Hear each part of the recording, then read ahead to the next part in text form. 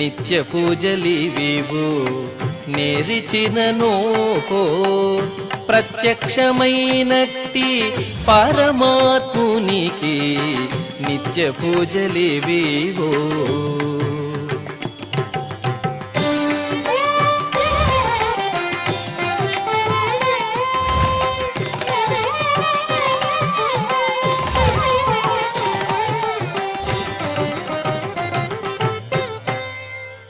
ఓం నమో వెంకటేశాయ. సోమవారము, శ్రీ పరాభవనామ సంవత్సరము, ఉత్తరాయణము, గ్రీష్మ ఋతువు, నిజ జ్యేష్ఠమాసము, కృష్ణపక్షము, చతుర్దశి తిథి, ఆరుద్ర నక్షత్రము, జూలై 13, 2026.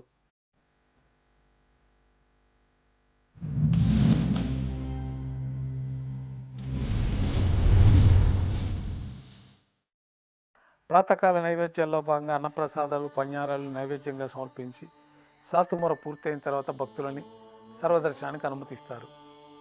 కొద్ది విరామం తర్వాత మాధ్యాహ్నిక ఆరాధనలో భాగంగా బంగారు పంచపాత్రలో శుద్ధ జలాన్ని నింపుకొని దేవతామూర్తులకు ఉపచారాలు సమర్పించి తులసీ దళములతో అష్టోత్తర శతనామార్చన నిర్వహించి మాధ్యాహ్నిక నైవేద్యంలో భాగంగా అన్నప్రసాదాలు స్వామివారికి నైవేద్యంగా సమర్పించి అనంతరం భక్తులని సర్వదర్శనానికి అనుమతిస్తారు.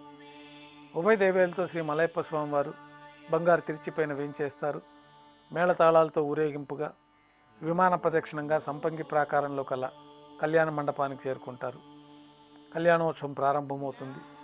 పుణ్యాహవచనము, అంకురార్పణ, రక్షాబంధనము, అగ్నిప్రతిష్ఠ, స్వామివారికి అమ్మవార్లకి కళ్యాణం సందర్భంగా నూతన పట్టు వస్త్రాల సమర్పణ, మహాసంకల్ప పఠనం, మాంగళ్యాల ఆరాధన, మాంగళ్యాల పూజ ప్రారంభమైన తర్వాత శ్రీవారి తరఫున మాంగళ్యాలని అమ్మవార్లకి సమర్పణ గావించి ఈ సందర్భంగా శ్రీవారికి అమ్మవార్లకి కర్పూర నీరాజన సమర్పణ, విశేషమైన హోమాలతో పూర్ణాహుతి పూర్తయిన తర్వాత మాలా పరివర్తనం అనే కార్యక్రమాన్ని నిర్వహించి ఉభయ దేవేరులను శ్రీవారి చెంతకు చేర్చి ఈ సందర్భంగా అక్షతారోపణం అనే వైదిక కార్యక్రమాన్ని నిర్వహించి కర్పూర నీరాజనము, నైవేద్యము, తిరిగి కర్పూర నీరాజనంతో కళ్యాణోత్సవం పూర్తవుతుంది. కళ్యాణోత్సవం భక్తుల దర్శనం అనంతరం ఉభయ దేవేలతో శ్రీ మలయప్ప స్వామివారు మేళతాళాలతో ఊరేగింపుగా ధ్వజస్తంభం వద్ద గల అద్దాల మండపానికి చేరుకుంటారు. అక్కడ వేద పారాయణ నడుమ ఊంజలి సేవ నిర్వహించి కర్పూర నీరాజన సమర్పణతోటి ఊంజలి సేవ పూర్తి అవుతుంది. ఉభయ దేవేలతో శ్రీ మలయప్ప స్వామివారు మేళతాళాలతో ఊరేగింపుగా ఆలయం వెలుపల కల వైభవోత్సవ మండపానికి చేరుకుంటారు. ఆర్జిత బ్రహ్మోత్సవంలో భాగంగా స్వర్ణ గరుడ వాహనంపైన శ్రీ మలయప్ప స్వామివారు వేంచేస్తారు. కర్పూర నీరాజన సమర్పణతోటి స్వర్ణ గరుడ వాహన సేవ పూర్తి అవుతుంది. హనుమంత వాహనం పైన శ్రీ మలయప్ప స్వామివారు వేంచేస్తారు. కర్పూర నీరాజన సమర్పణతోటి హనుమంత వాహన సేవ పూర్తి అవుతుంది. పెద్ద శేష వాహనం పైన శ్రీ మలయప్ప స్వామివారు వేంచేస్తారు. కర్పూర నీరాజన సమర్పణతోటి పెద్ద శేష వాహన సేవ పూర్తి అవుతుంది. ఉభయ దేవేలతో శ్రీ మలయప్ప స్వామివారు బంగారు తిరిచిపైన వేంచేసిన తర్వాత కర్పూర నీరాజన సమర్పణతోటి ఆర్జిత బ్రహ్మోత్సవం పూర్తి అవుతుంది.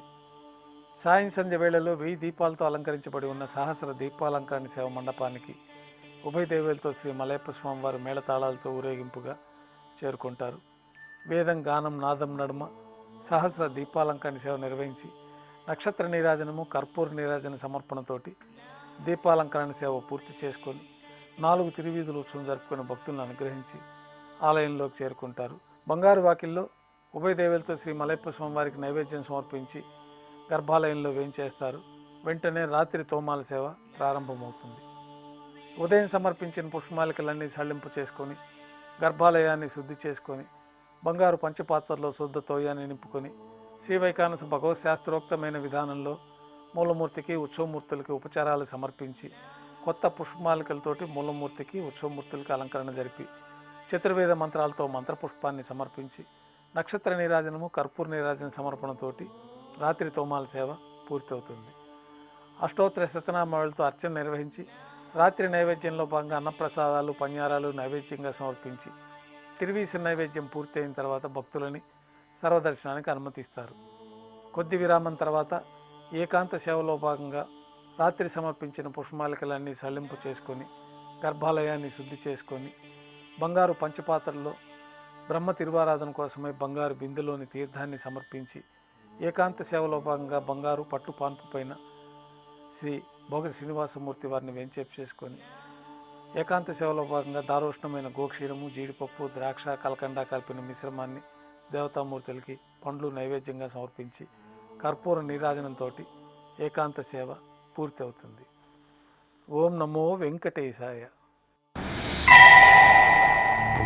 ఓం